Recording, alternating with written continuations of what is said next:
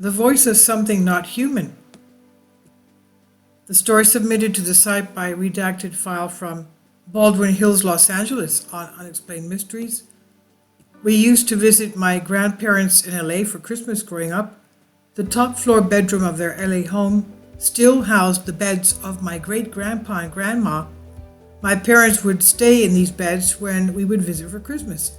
The bed that was my great-grandfather's had the stain from the wax he would wear in his hair still on the fabric cushion of the headboard.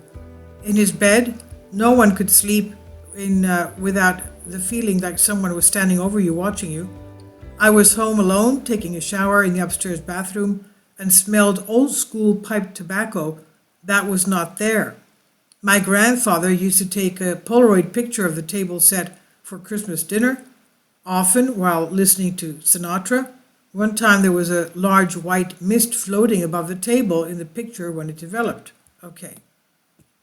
Now, I used to wake up early in the morning and eat various leftovers while I would watch Saturday morning cartoons. One morning shortly before Christmas, I tiptoed up the wooden stairs from my room on the main level to the house to ask my father if I could eat something out of the fridge.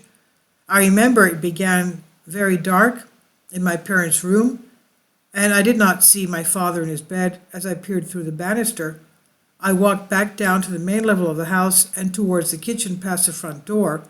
Just before the kitchen and to the right of the study was the door to the long white hallway that led down to the lower level of the house that contained the laundry room, downstairs apartment, and the door to the outdoor pool.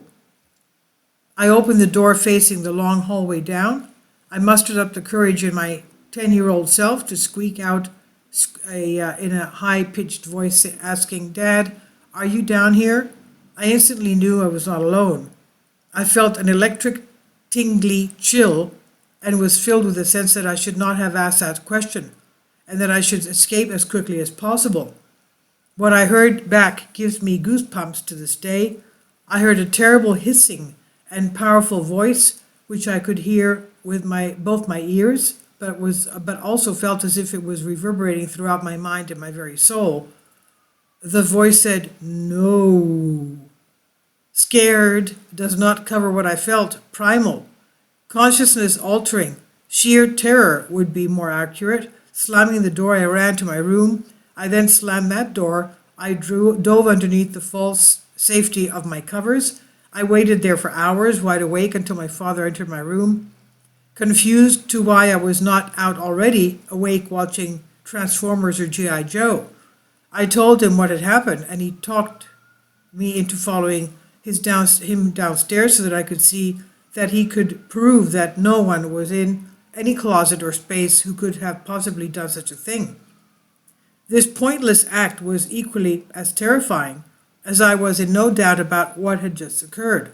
Of course, we did not find anything, so I was left confused and terrified with only the questions, the feeling of dread, and the certainty that we were not actually alone when we thought we were.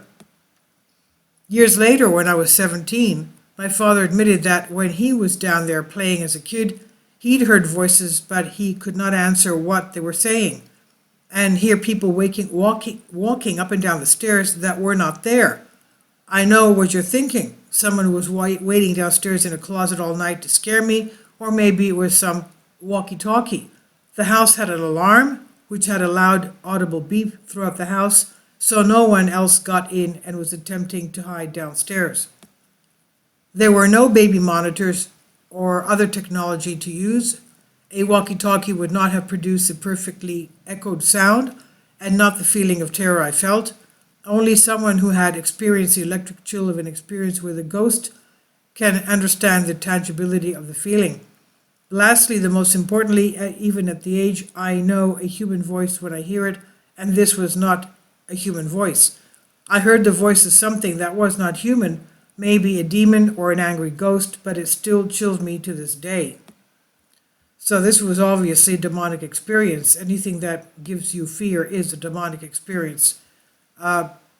Obviously, it looks like this house was haunted. We don't know who lived there before them. He doesn't explain, doesn't give us any information. Anyway, this is on Unexplained Mysteries. Please leave your comments. Thank you for your support. Kindly support my Patreon account. The daily posts are 5 videos daily, and they are totally different from what I have on my YouTube channel. Thank you so much for your support and that you find all my content so interesting. You'll find the Patreon account details in the description box below.